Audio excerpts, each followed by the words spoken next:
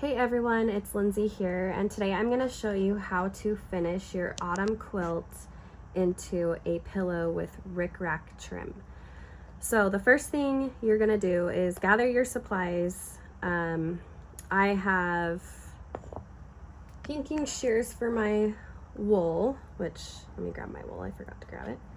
I have a piece of fabric for the back, I have my stitch, just regular scissors, ruler, and a marking pen to mark around your stitch.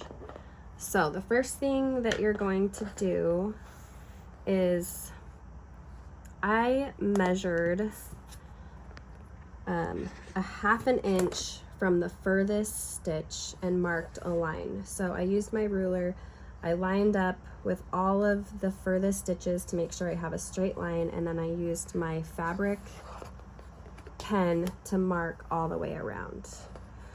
So the next thing you're going to do is you're going to take your rickrack and you're going to go over to your machine, which let me slide over.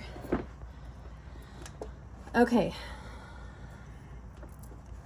so what I like to do is start in the middle. I don't like to start at the edge because it kind of makes it so the joining of the rickrack doesn't look as nice. And what I'm going to do is I'm going to line up the edge, the hill of my rickrack with my line that I made. And I'm going to increase my stitch length so it's more of a basting stitch rather than like a regular sewing stitch. And I have my machine on the needle down position. If you have that option, I would definitely recommend doing that. So I'm going to line up my foot, and I'm actually I'm going to do a little bit less than 1/4 inch. So I'm going to line up my foot with 1/4, but I'm going to move my needle over one spot, maybe two, except I don't want to hit my foot. Okay, so one spot, and I'm going to just slowly baste that into place. Now just go slow, and when you get to a corner, this is where you can kind of hang on, I thought my needle position was down, but it wasn't. You're just going to lift your foot up and just kind of manipulate it in and with your fingers and kind of turn it, and then go along your next edge. So I'm going to do that around each side, and it's helpful to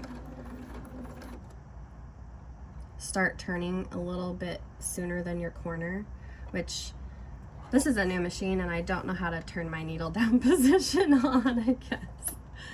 So, okay, so I'm going to kind of hang on. Just kind of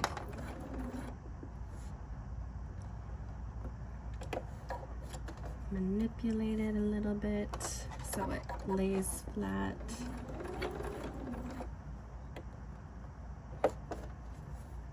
And just, take your time and try not to stretch your rickrack.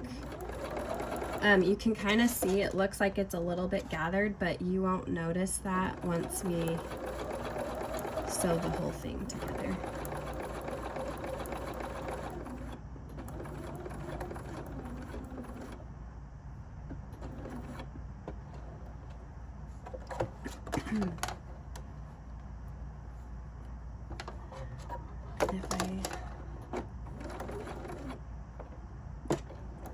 If I knew where my needle down position button would be, that would make this very helpful. So if you have that option, definitely turn it on.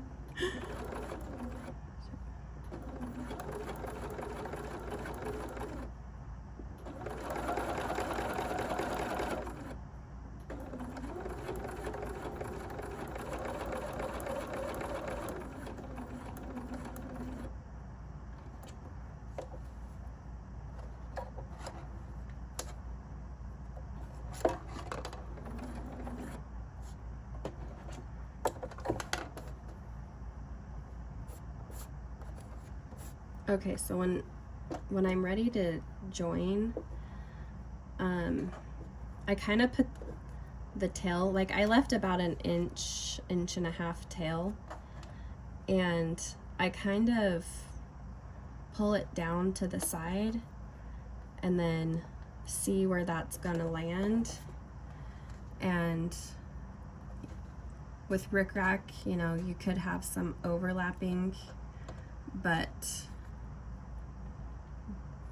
that's what I'm trying to get there. So it's just overlapping and there's not too much bulk. So I have the one going this way and the one going that way. So I'm going to kind of get my corner, and you could glue baste if you wanted your rickrack into place. I know a lot of people will do that, so it's a little bit easier. So that is an option.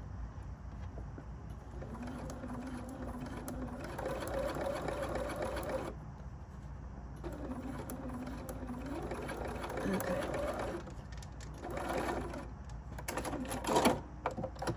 Okay, so I'm gonna take this back over to my mat, and I'm going to trim this like that, and then I'm also gonna kind of trim a little bit more on my edges so I don't have so much bulk in my seam.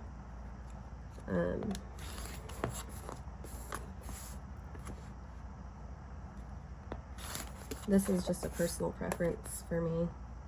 I just think it is nice not to have so much bulk. Okay, so you're now going to grab your backing. You're going to have it face up, right side up, and you're going to have this right side down. And then what you're going to do, so you can see where I sewed my rickrack, so I'm going to go just barely inside that line, like just barely, because you still, when we get it sewn, you want your heels to be showing. You don't want it to look like that. You want to catch it enough so that it's just your heels and just barely your valley showing.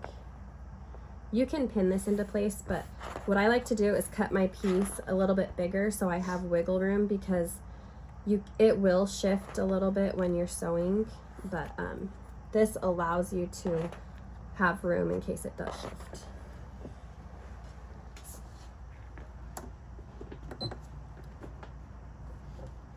So I'm going to kind of, I think about right there. I'm going to move my stitch length back down to a regular stitch, since we're sewing all the pieces together, and I'm going to back stitch.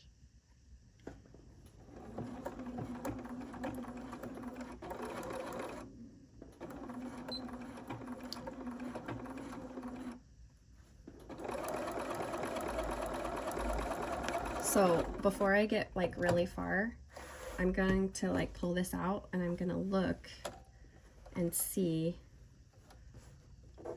if that is far enough, and it looks really good. So I'm going to just keep sewing, put it back in there.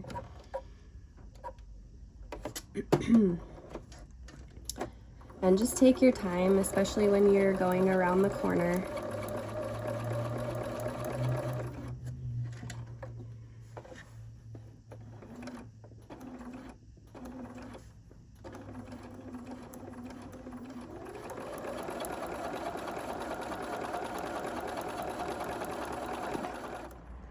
Okay, so I've sewn all the way around, and now I'm going to trim off the excess fabric.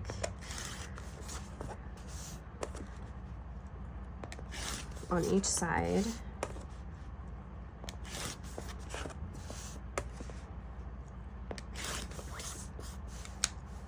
And so I've already cut the hole, so you separate the back from the front, and I've cut a hole. It's kind of you can do it as big as you want, but try and keep it as big as your patch that you've made, because that's how we're going to cover it. So you're going to turn it right side out, and you can use a turner, which, hang on, I gotta grab mine.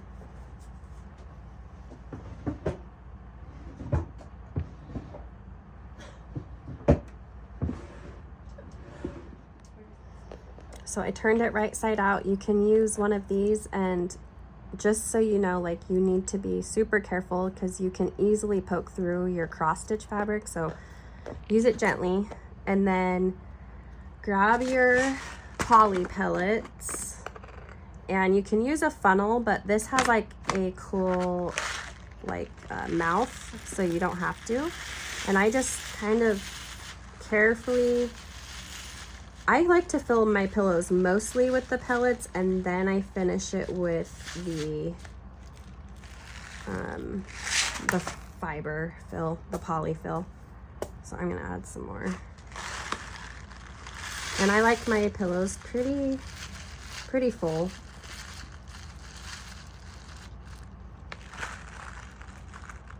Try not to get pellets everywhere. A little bit more, I think.